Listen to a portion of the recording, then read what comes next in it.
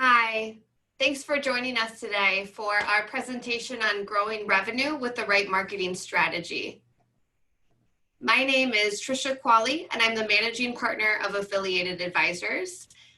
Please feel free to reach out to me either directly on my phone or over email if you have any questions about today's presentation. I would love to hear from you and talk more about your marketing goals and what we could do to help. At Affiliated Advisors, our mission is to help advisors build the businesses of their dreams while serving their clients with integrity, creativity, and compassion. And really during these times of everything going on in the world, our mission, I think, is that much more prominent in what we're doing on a daily basis. So we're actively looking for ways to help you, our advisors, in what you could do to improve your businesses for your clients. With that, we've built out a quarantine series of webinars. These are really virtual meetings that are designed to be quick sneak peeks of ways that you can improve your business. We've had a variety of sessions up until now. We are doing these Thursdays at 3 p.m. Eastern, 2 p.m. Central, and our two upcoming meetings, one starting next week, is about trusting employees to work from home. And then after that, we'll be talking about virtual prospecting for real results. If you're interested in any of these sessions, please sign up or let us know if you can't make it, and we'll send you a recording after the fact. But for today, we'll be talking about how you can grow revenue with the right marketing strategy. And I think marketing is at the front of everyone's minds right now. It's something that our industry talks a lot about. And what I really see a lot of advisors struggle from is analysis and then having a paralysis come from that. Because there are so many resources that you can choose from. I think it's very challenging for advisors to pick a marketing strategy and then stick to it. And then also when advisors are building out that marketing strategy, how do they really know that they're going to get the results that they want? And today we'll be talking about some of the most common marketing barriers, what those are for financial advisors, why having a revenue-focused approach makes a difference and how that can tie back to revenue results for you, and then how you can create your own strategy for the rest of 2020. We're in the middle of July now. There's still a lot of the year left. I think business goals for 2020 have shifted for everyone, but I'm excited that you can kind of take today to reset and build out your own strategy for the rest of the year. But to begin, let's start with some of the most common marketing barriers that I've seen in our industry. I think often for advisors, something as simple as driving traffic to your website can be underutilized. And I'll start by asking, how do people know where to find you? Do you have your website on your email signature, your business card, your letterhead, your social media? And this might seem like a basic question, but I'll tell you, often on email signatures, advisors don't make their website link clickable, or they're not attracting and inviting clients to click on their website to get more resources or to find something out. That's a really easy way to invite clients right from an email to visit your website. The same can be said for business cards and letterhead. Do you have some kind of saying or something driving traffic that invites clients to visit your page? And for social media, I think everyone's got a Facebook page. Most people have LinkedIn at this time. But do you have your website connected, and are you driving clients back to your website from those channels? An increase in website traffic is also going to allow you to incorporate a virtual meeting button. For your existing clients, it's absolutely possible that they know you have a website, but that they're not visiting it on a regular basis. If you incorporate your virtual meeting button, and really what I mean by that is your Zoom button or your GoToMeeting, however you're connecting with clients virtually, add a link to that connection to your website. And then when you have clients on the phone and when you're setting up that website, drive clients to your website to connect with you instead of just sending a link over email. Another great way to drive traffic is to create a blog or resources page that directs clients and prospects back to your website. Using links that start on a blog and then direct your clients back to something else on your website is a great way to have cross traffic. And all of these things are going to increase your search engine optimization results. So when people are trying to Google you, or when clients are looking for a financial advisor in your area, the increased traffic on your website is going to mean that you're that much more likely to show up at the top of that list. If you're interested in having a complimentary second look at your website, please let me know. I would love to take a look at your website and see where you might be missing opportunities to have some of that traffic tie back to you from that perspective. Similar to website traffic, another barrier that I see for advisors is true engagement on digital platforms. The quickest way to do this is to make sure that on your website, on your social media pages, and on your email signature, you're encouraging clients to sign up for your newsletter. Signing up for a newsletter is a great way to communicate with clients and, more importantly, prospects on a regular basis. In your newsletter, you can then incorporate clients to go back to your website, and it acts as a great way to have a call to action and then continued communication with whoever it is that's signing up. Along the same lines, you can ensure that you have contact forms on your newsletter, on your websites. Anytime a client is perhaps looking at something online and thinking, I've got a further question about this, make sure there's a contact form that they can fill out and include their email and their phone number so that you, as the advisor, can proactively reach out to them to address their question. Don't assume that they're going to email you. Instead, make it very easy for them with a contact form, and then you, as the advisor, can be proactive in that response. Another great way to do this from an engagement perspective is to have visitors use an online calculator. Anytime you can be collaborative with clients digitally, that's a great chance for you to really begin that collaborative partnership with them. So an online calculator is a way where they quickly can punch in some numbers. And most often with these online calculators, you can have a prompt at the bottom or embedded into the calculator where when the client has questions or the prospect has questions, they're encouraged to contact you as their advisor. Downloading an app is another fantastic way to have engagement. Equipped through Royal Alliance is a great way to demonstrate your kind of tech forwardness and also the necessities that your clients might have with an application and an account summary page. And then finally, getting visitors to your website or to your social media channels, giving them a chance to give you a call or schedule a one-on-one can be really, really powerful. Often, I think prospects might be a little bit intimidated or think that there's a cost to a complimentary service that for most advisors, you're not going to charge for a first phone call. And you can use action verbs for this too, to get clients to give you a call about something they have on their financial plan, or for prospects to give you a call to start the financial planning process. Remember that you're probably not going to get a brand new client from a website, but what you can get is someone that perhaps has a question, giving you a call and really introducing yourself as that trusted professional. My last thing that I have on here is often what you see is a lack of continued engagement. And so a way to make sure that people continue to engage with you is to have them follow you on social media. You can do this with a variety of, kind of fun tricks that you have on your Facebook page or through LinkedIn, and then make sure when they are following you, you are engaging back with them as well. The third barrier that I'm going to talk about today with some tricks to kind of combat that barrier is advisors that do not use your data. Please use your data. When you're going through marketing and thinking of putting something into place, make sure that you have a plan to use the data that you will be getting. For your website, that likely means signing up for a Google Analytics account. Do you have a Google Analytics account right now? And more importantly, do you have someone that's looking at that account on a regular basis? Are you noticing trends of when you're doing your campaigns, if your analytics are going up or going down? Take a look at that and then use that data to revise your plan for moving forward. Another great example is email open rates.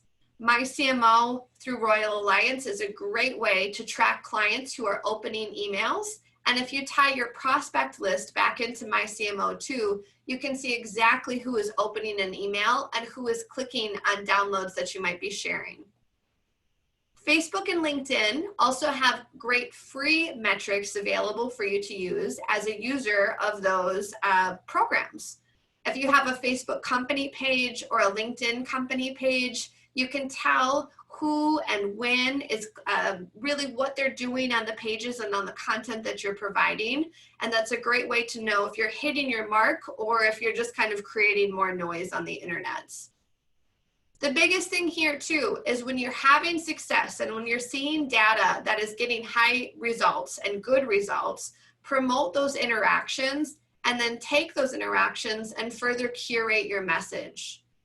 People respond really, really well to strategic marketing where you're kind of understanding what they might like and then changing your message to be even more particular about what you think that they want to read. So using these tools and using your data is a great way to curate your message to be even more specific with the people that you have that you're trying to attract.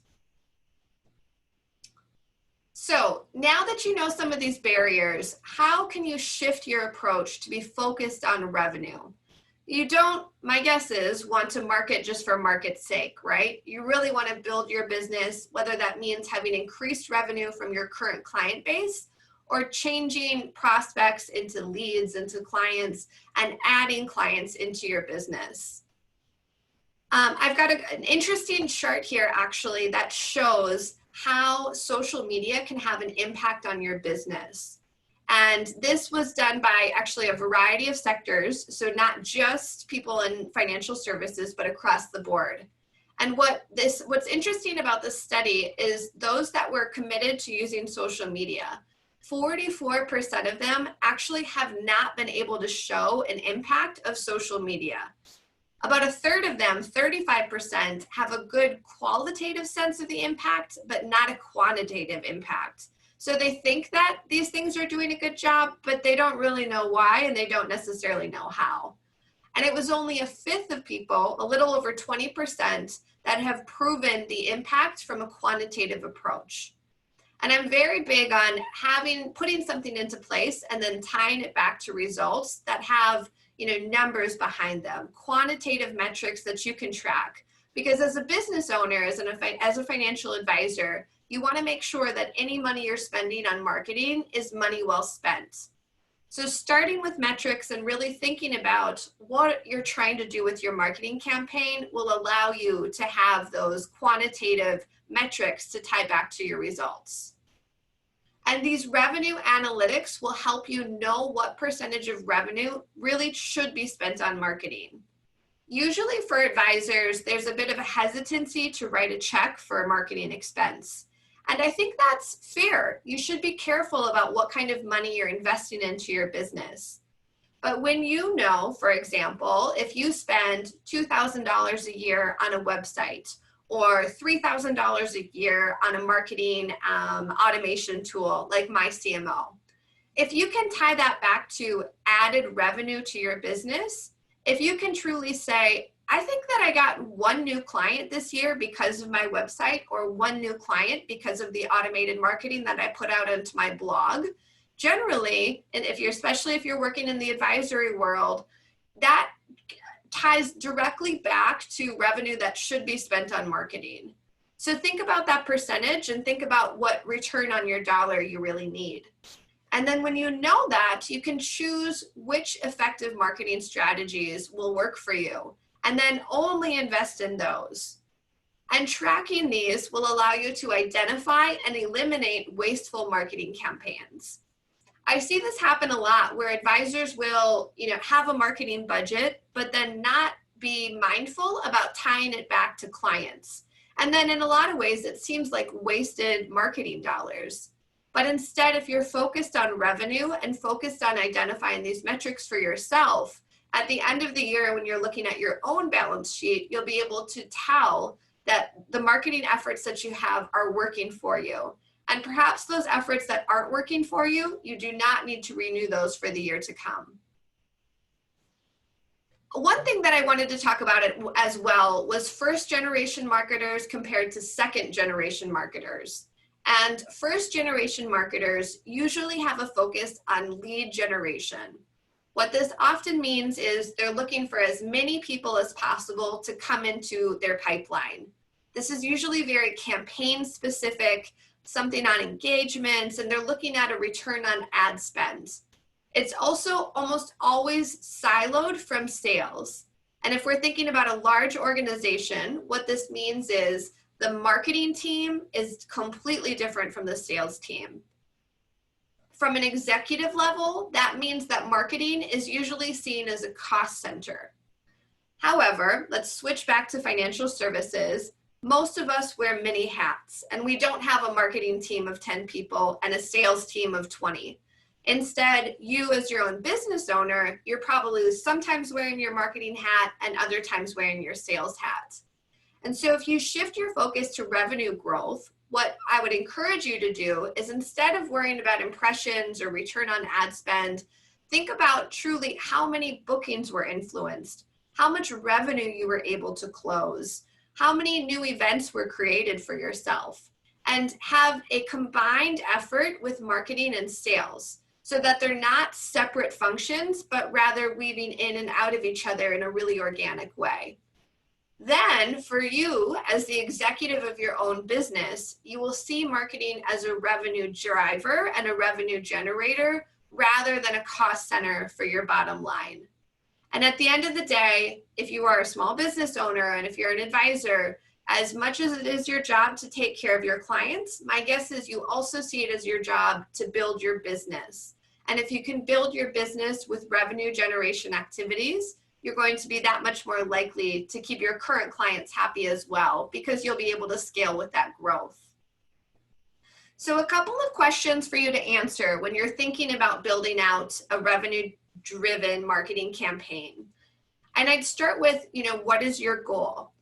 Do you have a business goal defined for the rest of the year? Have you thought about how many clients that you want to bring into your business, or how many new services you want to provide to your existing clients? And who are you targeting? And do you have these answers just in your head, or have you written these items down? Once you have those two items, when you know what your goal is and when you know who you're targeting, I'd encourage you to think about where that audience lives online. The biggest thing that you could do in terms of this is then think about developing a content calendar. So how can you think about, if you know that you're trying to attract 10 new clients before the end of the year, and if those 10 clients are accumulators, perhaps in their 40s and 50s, they're most likely at that point to probably be engaging on LinkedIn because they're younger professionals and they're at the point of the career where they're using LinkedIn for their own businesses. How could you develop a content calendar designed to attract those people on LinkedIn that are 40 to 50 and try and get 10 of them before the end of the year? Being very specific about those goals will allow you to come up with a campaign that you can then back test at the end of the year. And think about best promoting your content. How can you best promote that? And how can you make it visible to the people that you're trying to target?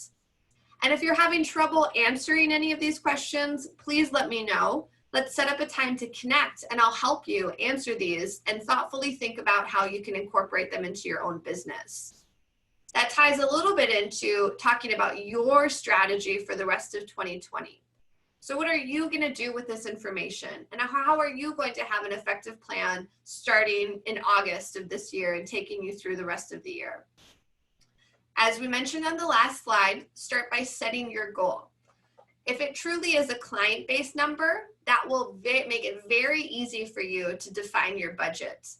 And have that goal be SMART, and then tell an accountability partner.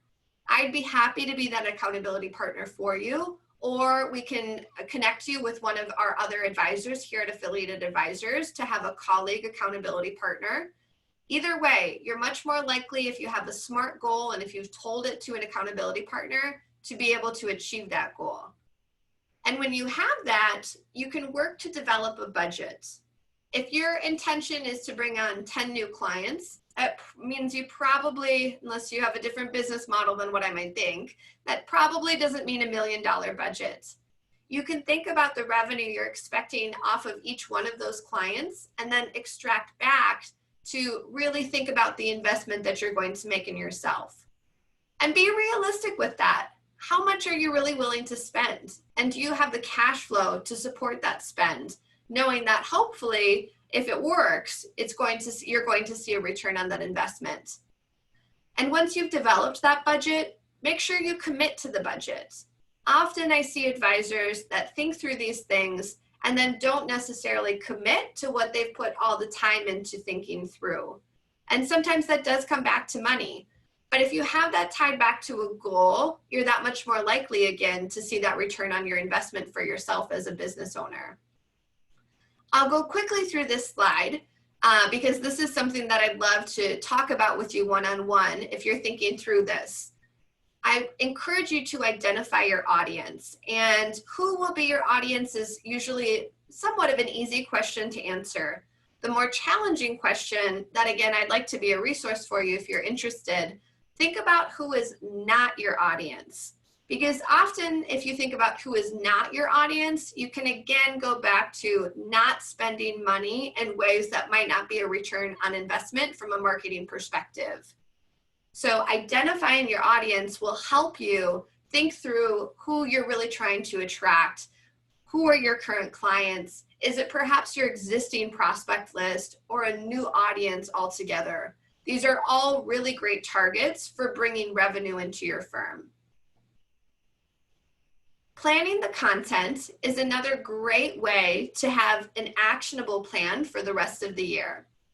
Royal Alliance actually does a really good job with providing content out through My CMO, and they develop a theme for each month that you can have and just adopt for yourself.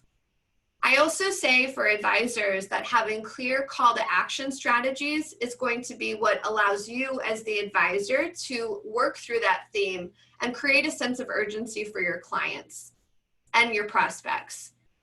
As we talked about before, if you're using your data to prioritize your follow-up, you'll be making sure that you as the advisor are spending your time in the best way possible. And the last thing that I'm going to say on this is follow through is very, very important for marketing. So when you've put the time into thinking about your themes and the time into thinking about your content, and you've also invested your time and perhaps some of your money, you really do need to stick to your plan for the rest of the year. But now's a great time to do this because the biggest thing is when you can have some months to think through this, then come January, you'll be able to look back and think truly about what worked. So evaluating at the end of the year will allow you to look through the time that you've spent and any dollars that you've invested to kind of understand what has worked well for you and what has not worked well for you. And then you can plan for next year. If you're interested in a free template with content ideas for the rest of the year, please let me know. Again, this is a resource that Royal Alliance provides out through My CMO, but it's also, even if you're not using My CMO, this is something that we can work with you on to put into your own email campaigns and social media channels. It's very easy to do and something that you don't have to do on your own. And so with that, I'd love to answer any questions or take any comments that you have. You can use the chat function from within Zoom. I did have one question that was emailed to me before our session started. And this question was actually asking what my favorite social media channel was. And I'm going to answer this in light of the topic of this presentation and in light of, in my opinion, what the best revenue driver is for social media. Unfortunately, I don't have just one answer, and I do tie this a little bit back to what kind of clients are you looking to attract. If you're looking to attract retirees, people that are a year or two before retirement or those that are already retired, Facebook is absolutely, in my opinion, the best place for you to be spending your time and also your dollars if you're doing any kind of ad campaign. More often than not, people in that generation, retirees right now, are looking to Facebook to connect with their family and with their friends. And so that's really where they're living. They're spending their time on Facebook. as opposed to young professionals and accumulators, so really people between the ages of 30 and 50. That demographic, LinkedIn, is your best place to focus your energy and your attention. Those accumulators are likely on LinkedIn trying to hustle for themselves in their own jobs. And if they see you marketing your services in similar ways, you're going to build a natural connection there because you're kind of building your businesses at the same time. And the way that you're going to approach your campaigns on those two systems is probably going to be a little bit different. LinkedIn does tend to be more professional. You can be more numbers based in a lot of ways, and linking out to other articles can be really powerful. Whereas Facebook is a more casual platform, and if you're more informal in your Facebook posts, you're probably going to have more success.